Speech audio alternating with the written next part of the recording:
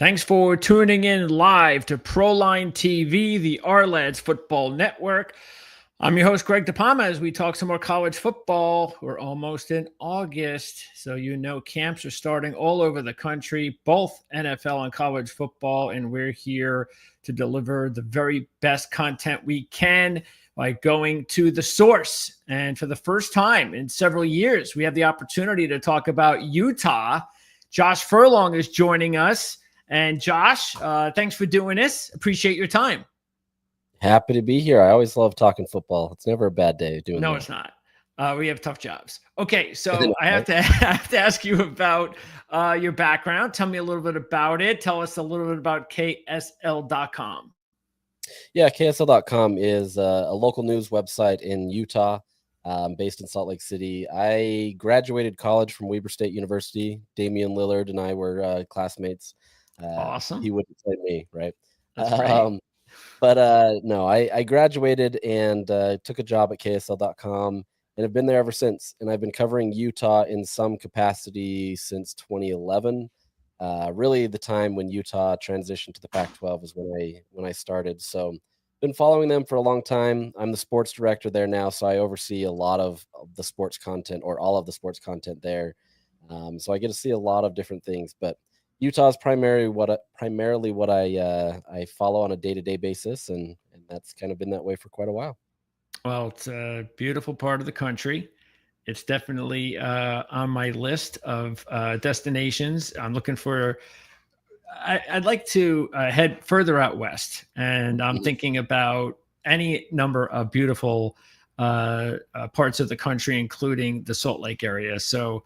It must be a really fun and enjoyable. Is it one of those things where, because you've been there so long, it's like when I grew up in New York City, like across from New York City in New Jersey, like I could actually literally just get out of my bed, my bunk bed as a kid, and look out the window and see the Empire State Building. Is it one of those things where it's like, you see how beautiful it is, but sometimes you take it for granted, or nah, it's just so beautiful. it's just awesome all the time? No. I mean, I think you definitely don't take it for granted. I mean, I think there's moments where you just live, right? Like, and you get used to it. But I think, traveling to a lot of different places in the country, you kind of realize how special the mountains are and just kind of everything around it. It's a really pretty location.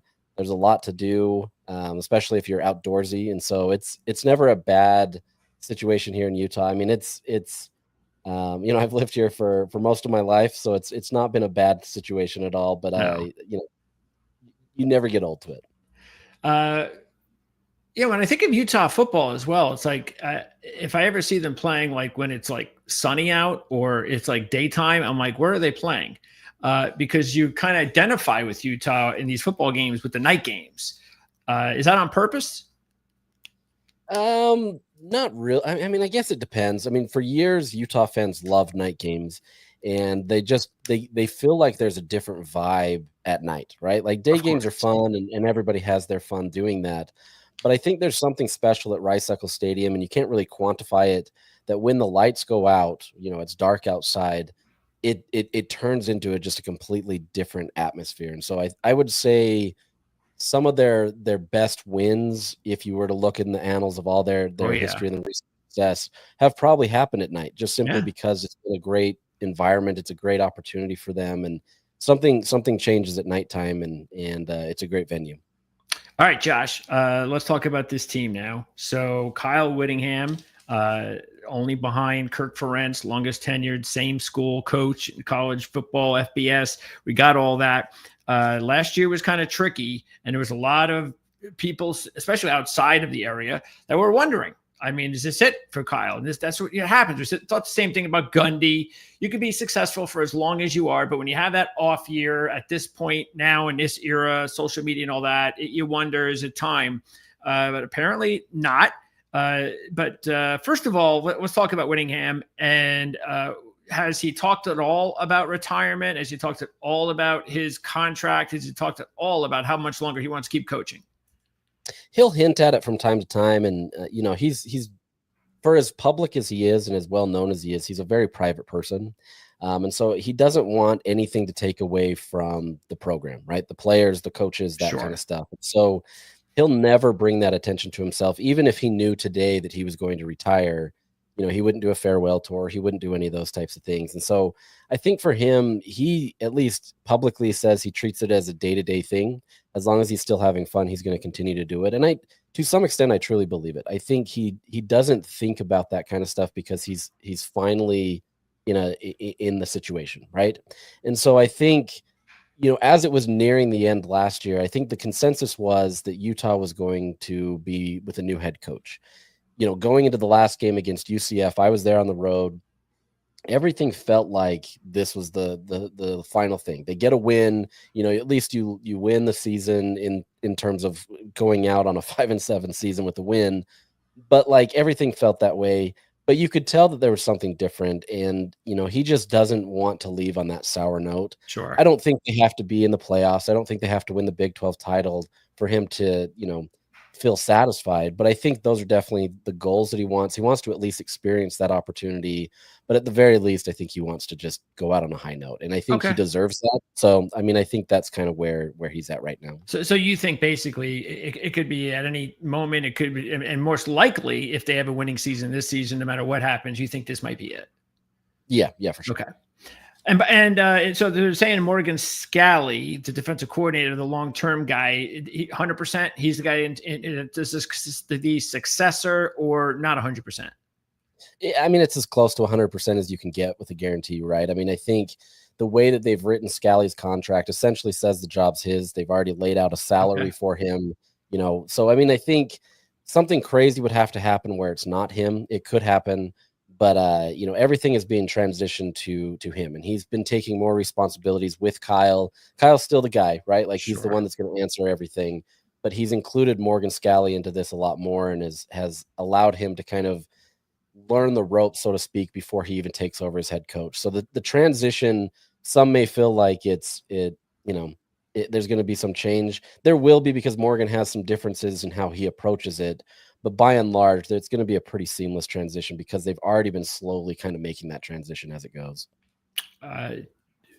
Your best guess on whether or not you think he'll be successful. I know it's very hard. Coordinators, they've never been head coaches in certain levels before or ever. What do you think?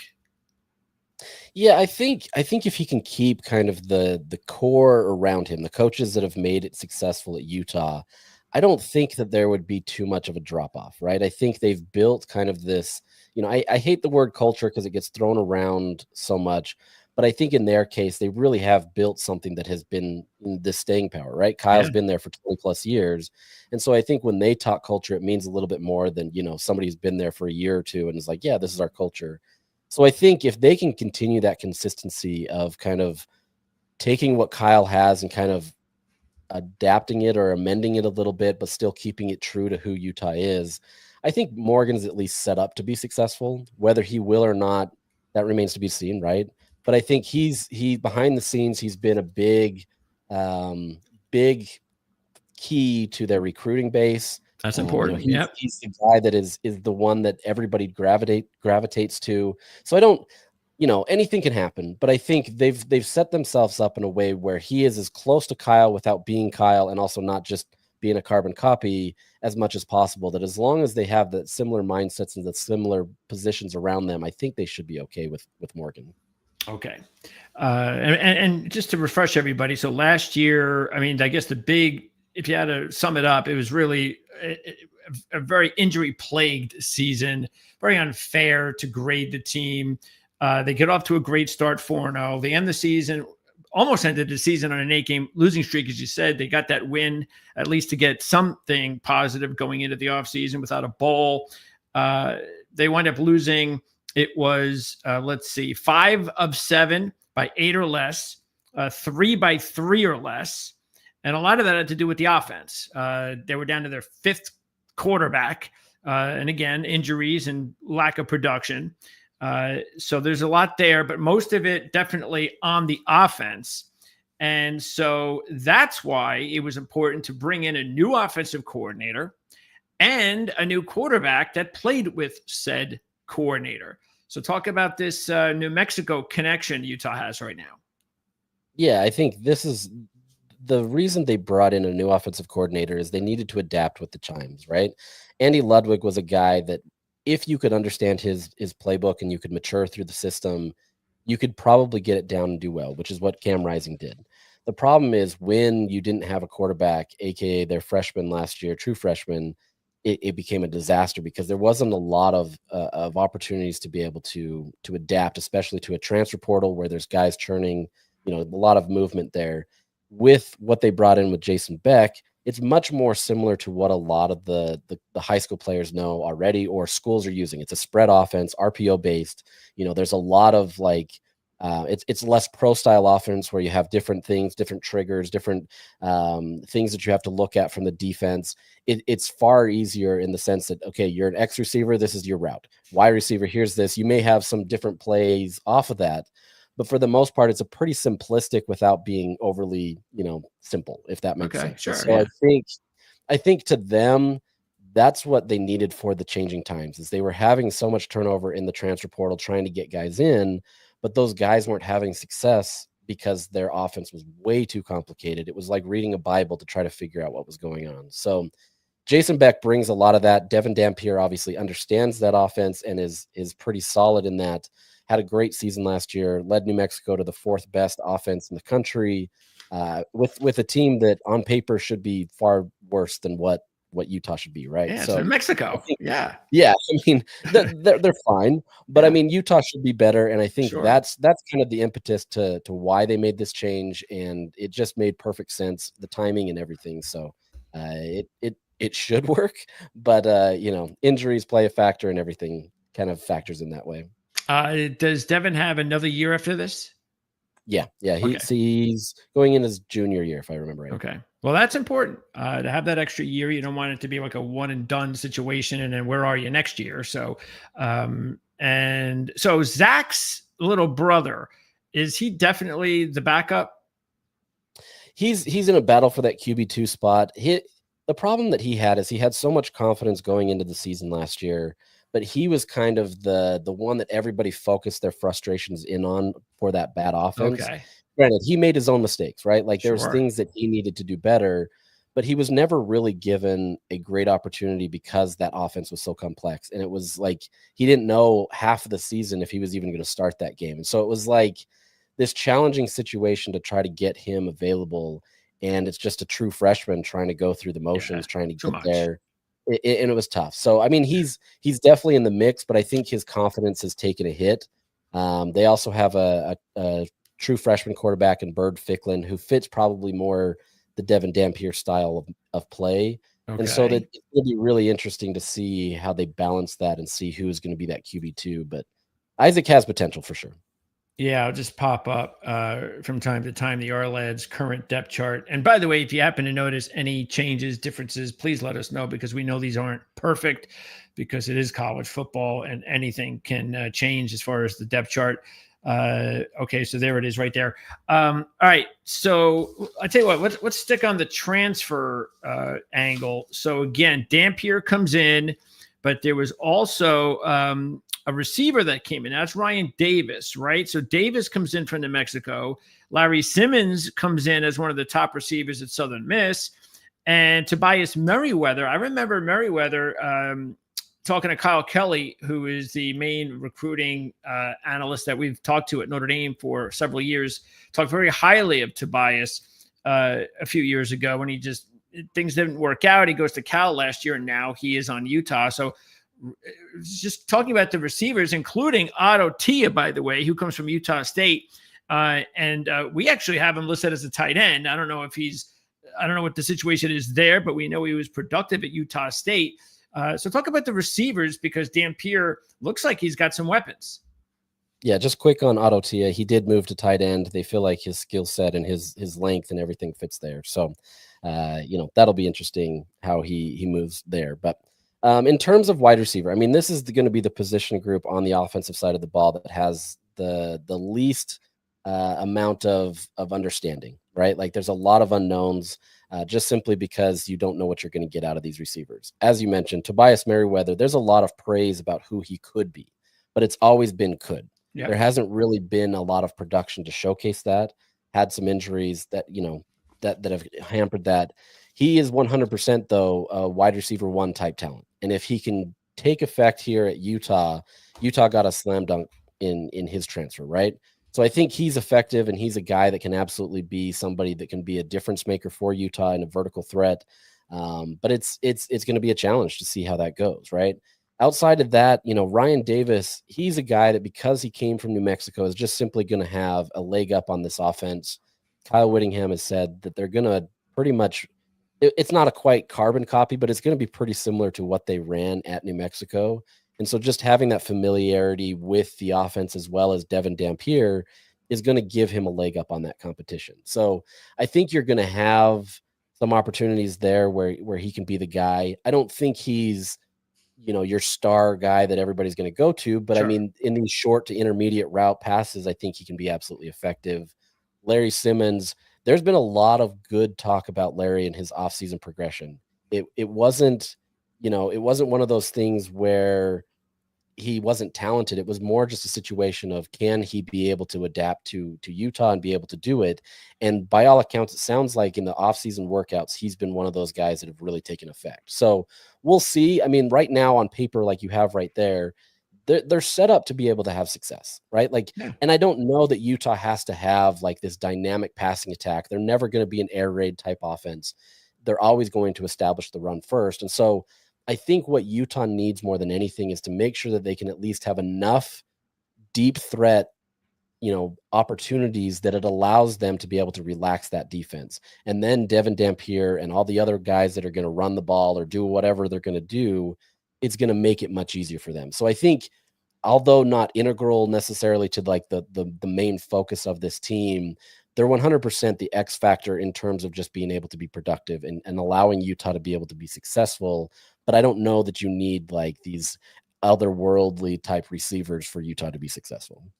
Yeah, and speaking of the running game, because again, Devin last year, I guess the big deal was that he did do a good job throwing the football, but for the most part, it was because he was able to rush as well for over 1,000 yards and 19 rushing touchdowns. But keep in mind, he did have 12 interceptions and 12 touchdown passes. He can't, and that's playing for the Mountain West. This is Big 12. So they need to run he has to be better, but they also need to run the football because they don't want him to be in that situation if they can afford it. But anyway, speaking of that running game, no more Micah Bernard, but Wayshawn Parker comes over from Washington State, had a really good season last season as I believe, what was he, a redshirt freshman.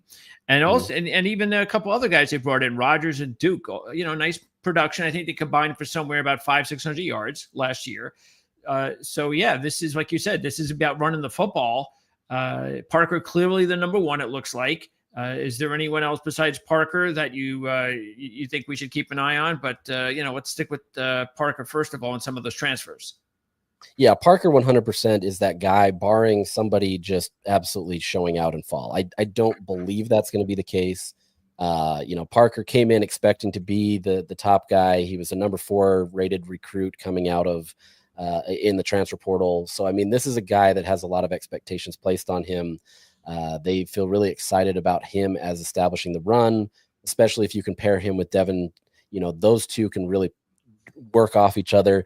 He too is bringing his running back coach to Utah, so he has a connection with the guys. So they've got a great connection in that ability with Mark Atuaya.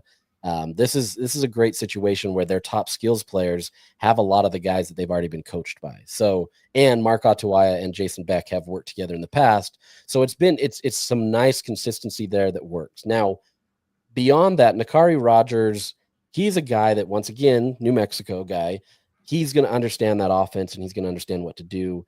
He's kind of one of your bruising backs, the guy that's probably like a short yardage situation, Okay. third down type guy. I think you're going to see him quite a bit. He may even push Parker for some opportunities to kind of get some extra runs, but he's a guy that I think really took a hold in spring and made the best of it and can be a great asset for Utah. Beyond that, we haven't seen Bryce Duke because he transferred in the spring portal. So it's going to be a question on how he fits into that system. But beyond that, Devin Green comes over from UNLV, solid player, kind of more of an off-speed back. They want to utilize him, but he's not going to probably get as many carries as anybody else. And then there's Daniel Bray, that freshman. He excuse me, he made some impressive plays in spring game. And they talked a lot about kind of his ability to kind of get off the edge and get into open field. He's going to be utilized probably not even in just a running back role. They're going to utilize him in a maybe it's a gadgetry plays or other situations that I think you're probably going to see him on the field as long as he continues to make that progress. Now, I saw that as far as the running situation, I know we're only going 5 deep here. You mentioned Bray. Was Gullery a 4-star by Rivals? Yes. So he's a guy that reclassified. And so Okay. he's incredibly young. He just barely turned 17, if I'm not mistaken. So okay. he's going to be a guy that's going to factor in, but I think it's more probably next year. Okay. I would be surprised if he factors in this year. All right. Sticking with the transfer deal, we've got one player that could potentially start.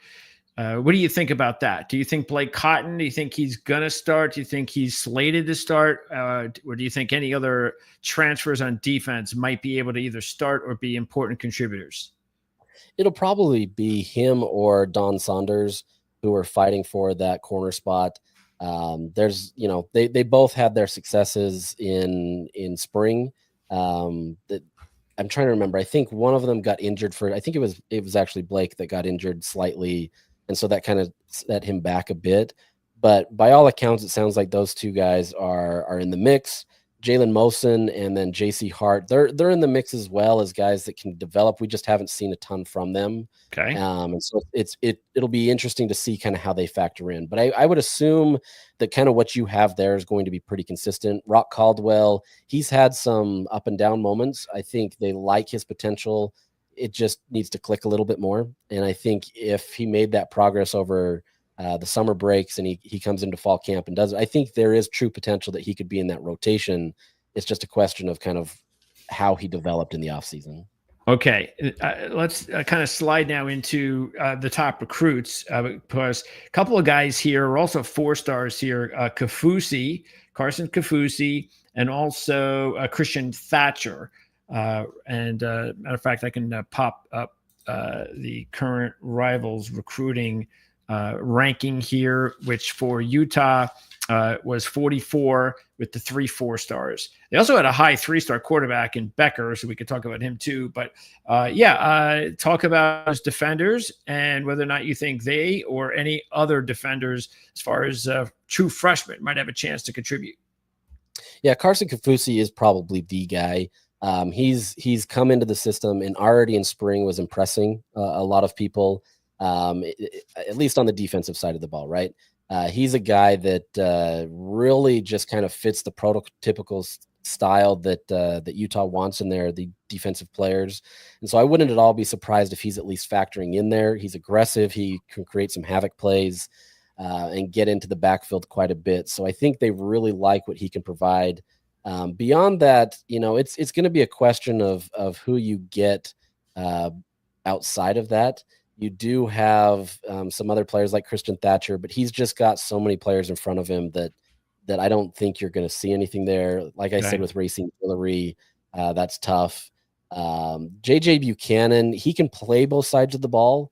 Right now they have him listed as a wide receiver, and that's probably where he's going to play primarily. Okay. But there is potential that he could flip on the defensive side as well and be a great talent there. So he's a guy that is at least factoring in as a freshman that could be on both sides of the ball. So it doesn't really sound like there's going to be a whole lot of contributing coming from the true freshman class of 2025. Most likely not. I mean, there's some sporadic things that might happen, but yeah, I would say, Kafusi is probably at the top of that list if there was anybody. All right. And then what about the quarterback I mentioned? Again, he's not here. We have Ficklin here and Coward here. Becker was a little bit higher ranked by Rivals, but that doesn't mean anything. So what about the freshman group of quarterbacks? Do you think it's a good class? Yeah, so Wyatt Becker, just kind of as a side note, he actually transferred out in spring, kind of unceremoniously. He didn't even announce it. He didn't do anything. Well, screw him then. Yeah, it was interesting because he was kind Just of kidding. he, he he was set on the old kind of style of what Utah was running with their offense, Okay. and so he was just kind of casual damage from that. I think it just happened that way. They still honored his scholarship, and he wanted to. It just didn't work out. So Okay. Bird Ficklin, though, I mentioned him a little bit when we were talking about Isaac Wilson. This is a guy that they love. Honestly, of all the quarterbacks in their throwing motions, Bird may have the prettiest and best spiral of the bunch. So there's true potential with him. He's another dual threat quarterback. He's put on a bunch of weight in the offseason. He's working hard. Isaac, you would, like you mentioned, even, it sounds like the incumbent backup that would fit that role. But Bird is 100% pushing him, and they really love what he's able to do on the field. And he just is another one of those true dual threat quarterbacks that has a lot of upside and potential. All right. Let's take a look at the overall team here now, starting on offense, talking about, of course, all the transfers and the some of the freshmen first. But let's go with that offensive line. So this is really what's going to make or break Utah's offense, isn't it? Because this is considered one of the better offensive lines in college football, led by Spencer. Is it Fano? Fano. So yeah, I mean, it really looks like the sky's the limit for Fano. Yeah, he's a guy that is getting first round grades, even top 10 type grades. A lot of people are really high on him as a returning tackle coming into the league this year. This offensive line will go as Spencer Fano goes, right? But on the opposite side at the left tackle is Caleb Lomu, who is honestly quietly putting together a similar path, and he's actually getting first round kind of love as well. There's a lot of people, depending on who you talk to, that they actually like Caleb more than Spencer. And so you've got two guys that they feel like can be really solid, anchoring the ends of that offensive line, which obviously is incredibly important. Some of their problems last year were in the interior offensive line, but that was also part of teams loading the box. You also had a freshman quarterback. They knew that they could just absolutely disrupt. But these three interior linemen are incredibly veteran players who have been in the system for a very, very long time. There hasn't been any turnover there with them. They know their roles. I mean, this is as consistent and as veteran of a line that you can get at Utah, and you've got two first round talents potentially anchoring that. So, like you said, this is the engine that's going to make it work. For as good as Devin Dampier can be, and he only took 4 sacks last year with a much worse offensive line. Yeah. You have to like what this can be, assuming that this offensive line can actually live up to those expectations. Who do you think is the biggest upside on the interior between those three? Ooh, Tanoa Togiai is probably he probably could be there. Michael Mokafisi started since he was a freshman, but he has some lapses every once in a while, or at least it was a soft. I can't remember, but he's been there a long time. Jaron Kump, he's been there a long time as well, and has been injured a little bit. But I'd say Togiai probably has the best opportunity available. He's big, he's got a great frame, and he's had probably the most consistency. They had problems early on last year and the year before, and they've thrown him in, and suddenly the line it works, right? So like he's kind of the erasure of all that stuff. He just is a good, consistent guy that no nonsense guy. Like nobody knows who this guy is, but he's going to come in there and absolutely make the offensive line that much better. Okay. Now let's talk about this defense, because again, this is really, speaking of engines making things roll. This is what's been the really the biggest asset for the program for many years now. If you look at it, they've had a top 30 defense in 7 of the last 8 years. All 8 of those years, they had a top 40 ranked defense. They've had some really good top 5, top 10 defenses sprinkled in between, even just a couple of years ago. Last year was a little bit of a dip, but again, there were injuries. But talk about this defense. What's the strength? I don't really. It looks like that they're going to need somebody to take over being the big sack guy, the big pressure the quarterback guy.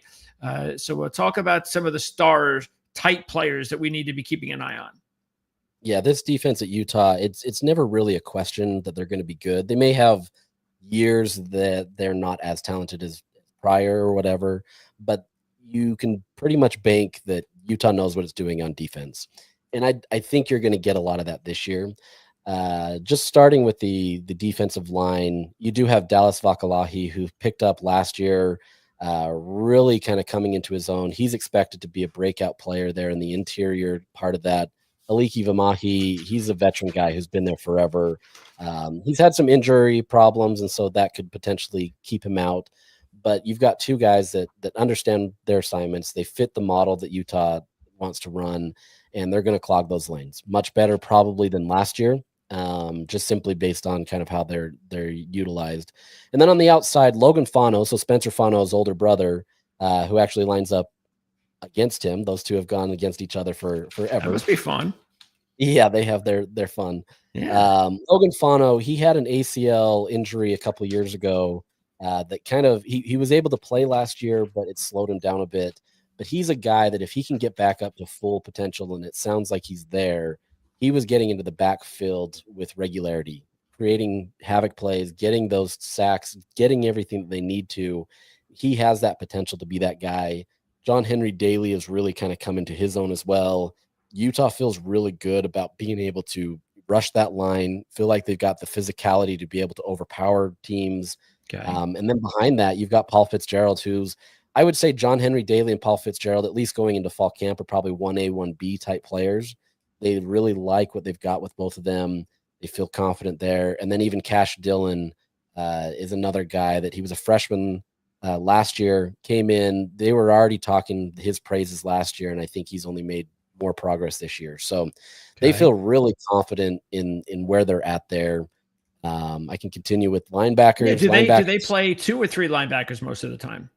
It depends. They'll have different thing. It depends on if they put the nickel out there. Okay. If they don't have the nickel out there, they'll sometimes play with the 3 linebackers, which is when you'd get Lander Barton, Levani Damuni, and Jonathan Hall. And that's a strength. That's a strength of their defense, isn't it?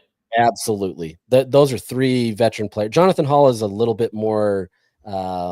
He hasn't been in that system as long, but Levani Damuni, smart guy, transferred from Stanford, been in the system for a while. Lander Barton was projected to be kind of the star. He was like a fringe 5-star guy that is just a legacy kid. Their whole family's been there. Cody Barton is in the NFL right now. His other brother Jackson Barton's in the NFL. This is a family that just knows football, and so these linebackers are going to be pretty solid. Jonathan Hall, he'll probably get a little bit more play over Levani Damuni just simply because of his youth and his ability to be able to just make impact plays. But, get all 3 of them on the field, and there's not really a big weakness among any of them. And they've got other guys in the, as backups, but I'd say that's your 3 star players of that defense for sure. And we talked about Cotton and a couple of those transfers in the secondary. There's a couple of guys that seem to stand out: Johnson at safety and Snowden at nickel.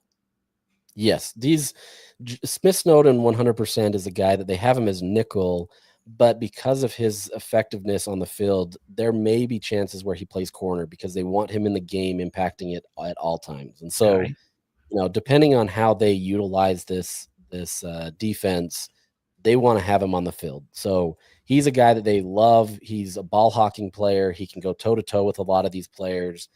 He's really learned that nickel position well to go up against some of these bigger players. And he does his best to be able to just be what a difficult nickel position does. Outside of that, Teo Johnson and then Rabbit Evans, both of those guys have veteran experience. Teo is one of those guys that he's also getting some pretty high NFL love. I think people love kind of his ability to just kind of stay out there and roam the field. He can hit hard. He has great ball vision where he understands where the ball's going to go, and he gets there pretty well with regularity. But Rabbit Evans has been taking tremendous strides as well. And as much as people are talking up Teo Johnson, there's maybe more potential with Rabbit Evans based on the talk that they've had. So we'll see. He made some pretty good strides last year, but I think based on the conversations that have been had, it sounds like he's just kind of unlocked a new potential this year. So, that back linebackers and secondary seems pretty solid for Utah, assuming that even their front 4 isn't that solid, which they will be. So, I mean, it's a defense that's pretty well rounded. Okay. And special teams have got a freshman. Matter of fact, both the new kickers. One's a transfer. The other is a freshman. And I hear this Dylan Curtis kid kicked over a 60-yarder in high school. So he's got a boomer. And if he's looks like he's going to start potentially from day one, that would be a bonus. Yeah, this is kind of the piece where Utah's been missing for a little bit. They, for a while, were known as kind of like the specialist university, right? Like you bring your kickers or Sure. punters to Utah, and they just kind of fell off for a while. Dylan is one of those guys that they love so much. In practice and in the spring game, they're just trying to throw things at him to see if he can miss, because he's just been consistent. We'll see how that goes in real games, but he does hold the record here in the state of Utah for the high school ranks in terms of the longest kick. They love his range, and they feel like they can do so much more with him, obviously, because they have more range. So the kind of the subtle one that Utah fans are most excited for is just for touchbacks, though. Utah has struggled to get touchbacks on their kickoffs, Wow. and they're really excited just to have that. I mean, it got to a point where it was so bad a few years ago where once Utah finally got a touchback, the whole crowd cheered because that's how frustrating it was. So that kind of goes to the level of how important he can be, not just in the actual like points kicking game, but just in flipping the field in terms of touchbacks and stuff. So yeah, you see that's the cool thing about college football is when you especially when you are getting these kids from your own backyard and you follow them and you can see them coming and you're like, and then they're there, and it's just really special to follow a kid from your own backyard and to see, like you said, I can imagine that was the thought process even last year, like, oh, I just can't wait till next year when we get when Dylan comes, and that's special. That's part of the game that's really fun. Okay. Now let's talk about this really interesting and important week 1 matchup. So Utah is going to be going to the Rose Bowl to take on UCLA. And of course, it's no longer a Pac-12 matchup. Utah is a 6.5-point favorite in the game. This is on August 30th. So what do you think about this? I know UCLA is not considered to have a big year in the Big Ten. Big Ten, of course, is very strong this season, and UCLA has lost some key players, some coaches, and so forth. So most people believe UCLA is going to take a little bit of a step back, but most people do believe Utah will be taking a step forward, which I think is the reason why they're a touchdown favorite on the road.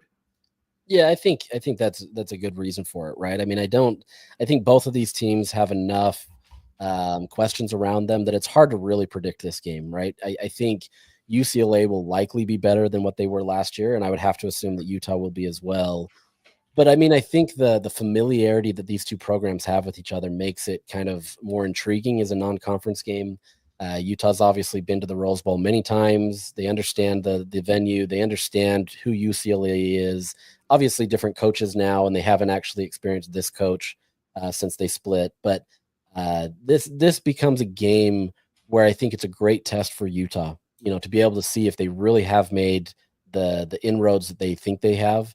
You get Nico Iamaleava, who, I still think he's a solid quarterback, but what's it going to be at UCLA? I think there's opportunities there for them. I don't know that UCLA is as put together as they have in years past when Utah's played them. Defensively, they're probably better, or at least on par with what Utah's experienced. But I think this just presents a great opportunity for Utah to be able to come out. If you go win this game by a large margin, I mean, that announces Utah's return, right? If it's a close game, I think it just shows the level that these two teams are.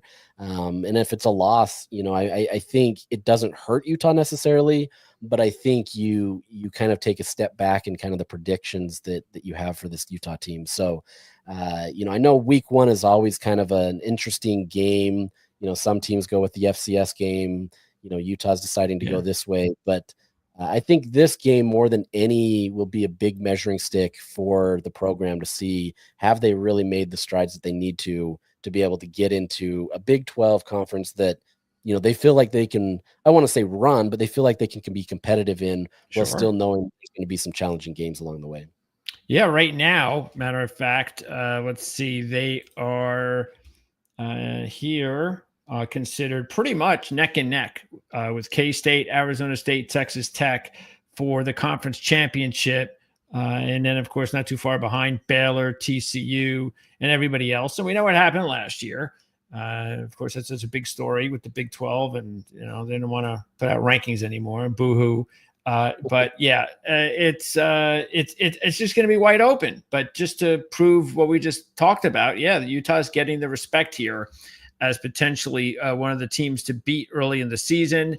So what do you think about their schedule? Because they're a 7.5 on the win total, overs 175 minus, meaning they actually are like 8.5, under one plus 135.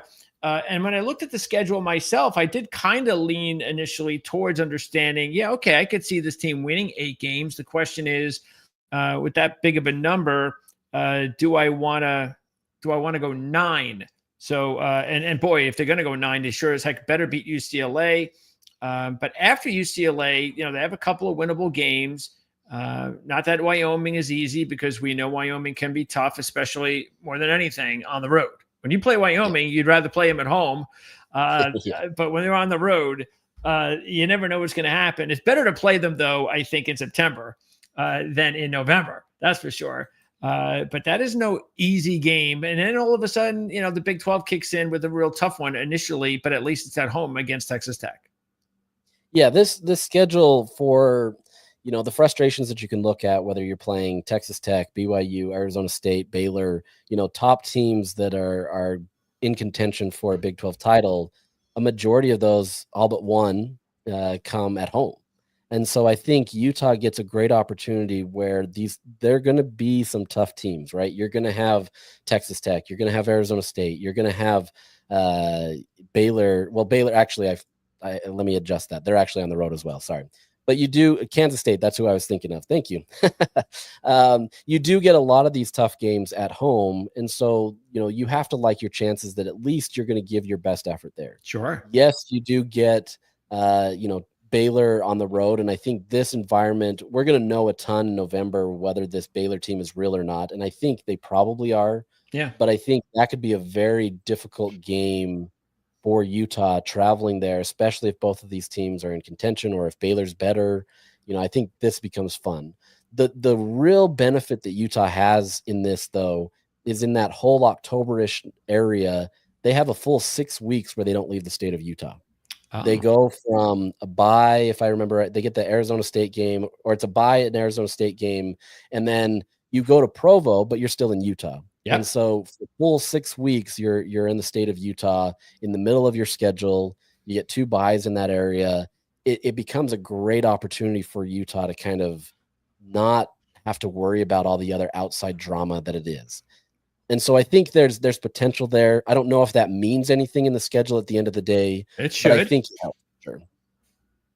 Yeah, it should. I mean, that was a good one. I like that. I think that is definitely a point that I think would really work for someone who is thinking about Utah, and if they're going with them 8-9 wins types of season. What do you think? Have you made your prediction yet? I know it's early.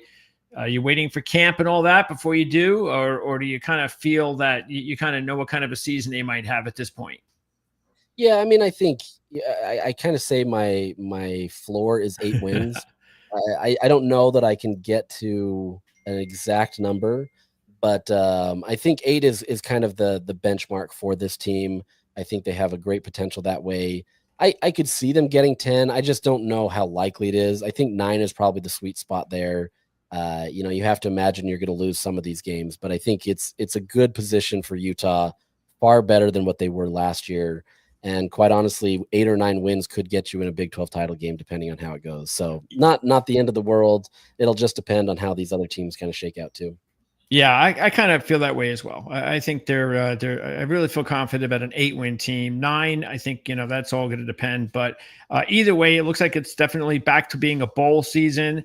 And we'll see if that's a big advantage for them to be in the state of Utah for those 6 weeks, which it should. The schedule is not that bad. And they're getting an offensive boost with the new coordinator, the quarterback, and so forth, and the key transfers. So, and they can only be healthier than last year, because that was just dismal. And I know the feeling. It's just the worst feeling in sports, because there's nothing you can do about it. You just sit back and see these injuries one after another, and it just kills you. So, especially, I would think so. I mean, the fan base in Utah is like, you've got a professional basketball team, and then you have Utah. What else is there? What do they gravitate towards? Well, they now have a hockey team. Yeah. So, what's number 3 on the list? It's BYU. Like BYU and Utah, BYU. you could argue Okay. it's 2, right? So Yeah. you have the Jazz, and then it's those 2 teams in the college ranks. And there's not really much competition for anything else. There's other teams, but even with a new hockey club coming here, it's still playing third, fourth fiddle to those teams. And so I think it's kind of the unspoken thing here is BYU and Utah hate each other so much, but they all come together to love the Jazz. So it's kind of the one team that they all love. But that's what it is here, right? Like those are the 3 teams that you root for or root against, depending on how that goes. And that's pretty much it. So it's big time here. That's they care a ton about these. They don't stop bickering 24/7 about who's better. BYU obviously being successful recently has lit a fire under Utah a little bit more, and enabled BYU a little bit more too. So it's been fun to kind of see the banter back and forth.